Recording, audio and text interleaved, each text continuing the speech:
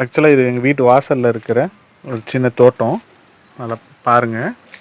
So இந்த தோட்டத்துக்கு வந்து கதவு இல்லை. ஸோ அந்த தோட்டத்தில் வந்து கதவு இல்லை. இந்த கதவு வந்து மரத்தில் இருந்துச்சு, ஃபுல்லாக கரையாக அரிச்சிருச்சு. அதனால் இப்போதைக்கு ஒரு சின்ன வலை வச்சு தடுத்து வச்சுருக்கோம். ஏன் அப்படின்னா, இங்கே நிறைய ஆடு வரும். பக்கத்தில் ஆடு நிறைய மேய்க்கிறாங்க. ஸோ அந்த ஆடுங்க வந்து உள்ளே வந்து எல்லாத்தையும் சாப்பிட்டு போயிடுது. ஸோ நிறையா தடவை நாங்கள் வந்து மேனேஜ் பண்ணி பார்க்குறோம், முடியல. ஸோ அதனால் இன்றைக்கி இதுக்கு ஒரு கதவு நம்மள்ட்ட இருக்கிற பழைய மெட்டீரியல்ஸை வச்சு பண்ணலான்ட்டு இருக்கேன். ட்ரை பண்ணுவோம். 80 சென்டிமீட்டர்ஸ் அகலம், ஒரு 140 சென்டிமீட்டர்ஸ் உயரம்.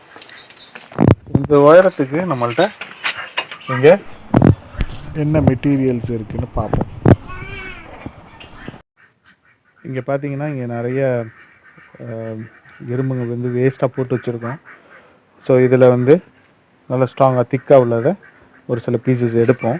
ஸோ இது மாதிரி இதெல்லாம் எடுத்து நம்ம இந்த இடத்த கிளியர் பண்ண மாதிரியும் இருக்கும், நம்ம ஏதாவது உபயோகமாக செஞ்ச மாதிரியும் இருக்கும்.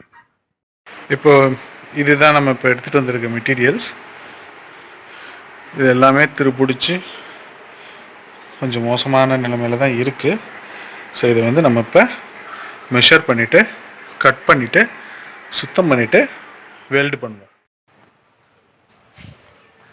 ஓகே, நம்ம இப்போ இதை மெஷர் பண்ணி ஃபஸ்ட்டு வந்து அகலத்துக்குள்ளதை கட் பண்ணி வச்சுப்போம். 80 சென்டிமீட்டர்ஸ் இல்லையா? ஸோ 88 சென்டிமீட்டர்ஸ் மார்க் பண்ணுறோம். இங்கே இருக்குது. அதே போல்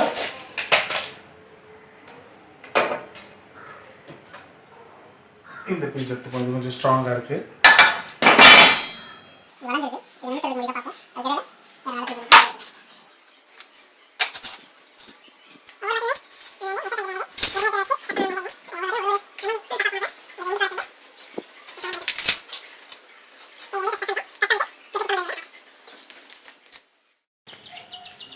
ஓகே, இப்போ வந்து நம்ம கட் பண்ணுறது ஆரம்பிப்போம்.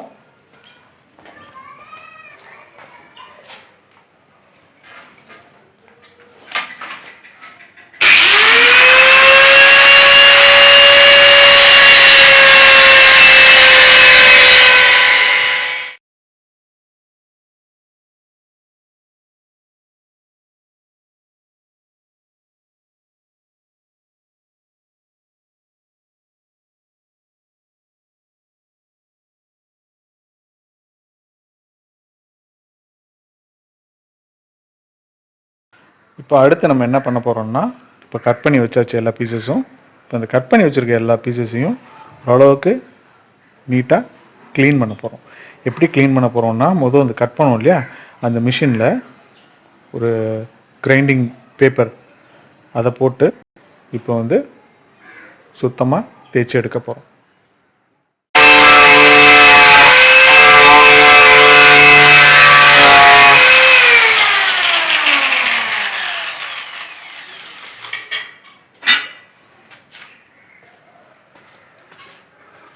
இப்போ இதில் பார்த்தீங்கன்னா தெரியும். ஸோ இது வந்து சுத்தம் பண்ண பகுதி, சுத்தம் பண்ணாத பகுதி உங்களுக்கு தெளிவாக. ஓகே ஓகே இப்போ எல்லாமே வந்து க்ளீன் பண்ணியாச்சு, சைஸ் படி கட் பண்ணியாச்சு. இப்போ அடுத்தது வந்து அது எல்லாத்தையும் வச்சு வெல்டு பண்ணுவோம். ஸோ வெல்டு பண்ணிவிட்டு கரெக்டாக சைஸ் இருக்கா எல்லாமே பார்த்துட்டு வெல்டு பண்ணிவிட்டு அதுக்கப்புறம் அதுக்கு மேலே நெட் போடணும். ஸோ நெட் வந்து ஏற்கனவே இருக்கிற அந்த க்ரீன் நெட்டே